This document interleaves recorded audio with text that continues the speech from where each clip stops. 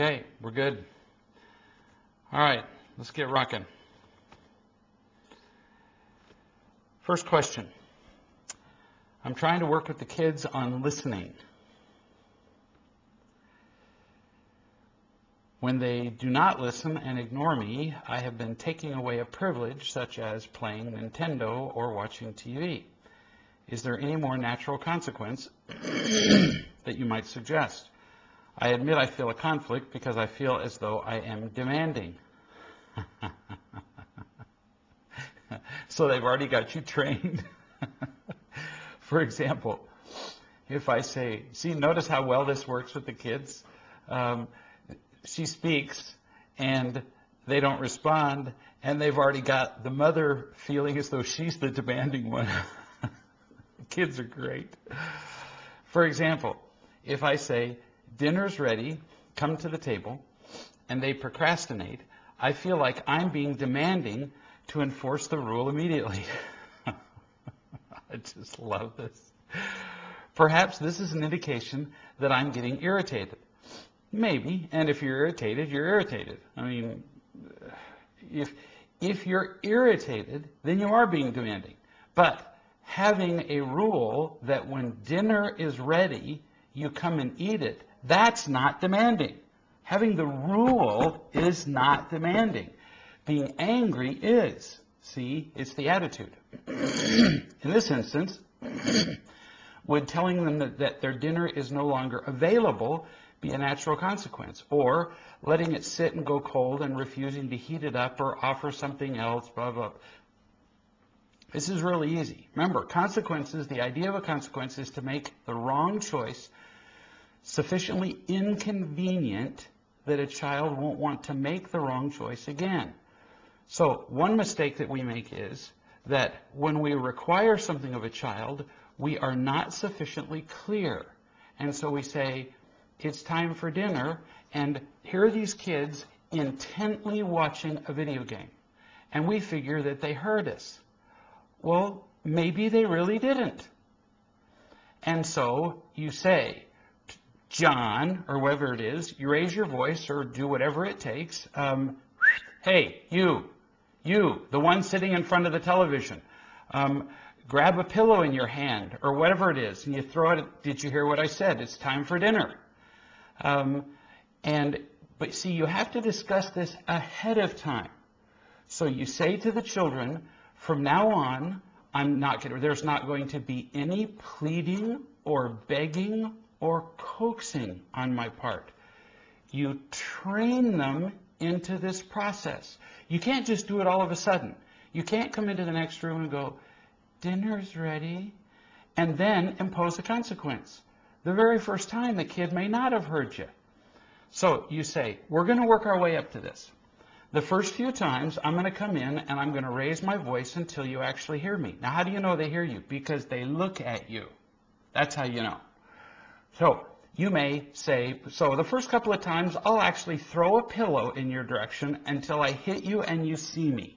I'm not throwing the pillow to be violent. I'm doing it so that I know you heard me and our eyes met. So that's for the purpose of communication. Then you have whatever you decide on, 30 seconds, 60 seconds to get to the table. You're not goofing around here. This isn't some negotiable, you'll get to dinner before sundown. Then you decide the consequences, and you tell them what the consequences will be well ahead of time. You can get to the dinner table on time, or there will be no dinner. That's one example of a consequence. But you have to make it really inconvenient, not just, well, then dinner will be cold and I won't heat it up for you. Well, then your pate won't be the right temperature. That's not a consequence. No, there won't be dinner. It'll be put away, and you won't get anything else. You don't get to rummage through the fridge. You don't get to look for something else. That's the end. And you'll discover that your kids will miss dinner roughly one time before they do that again. Then what you tell your kids is, so I'll do the raising my voice till you hear me, a couple of times, and then I'm going to come in and simply call your names. Because what you're going to discover is kids hear what they want to hear. They really do. Now, if you doubt me, do this. Come into the room and say, we just had delivered to the front door an entire bag of chocolates. Would anybody like some? And you're going to discover that no matter what they're playing, bingo, they have incredible acuity. They can hear. So it's not about the sound waves getting to their ears. It's about what they do with them in their head. So you tell them, I'll go to great lengths the first few times, but after that, you have to show up at the table. And with me just coming in and calling your name. And then you apply the consequence. And you're going to discover, if you do this consistently, that they're going to suddenly become very attuned to the sound of your voice. So that when you come in and say, John, they're going to all snap to and go, yes, because they didn't like what happened the last time they didn't pay attention. I'm not making this stuff up. I mean, I've done this with many kids who, for example, I had one family who said, now, this is nuts. I had one mother who told me that all of her kids, there were 5 children from the age of 2 through something like 14, and every one of the kids wet their beds. All of them. Now, mind you, they're doing this while they're asleep.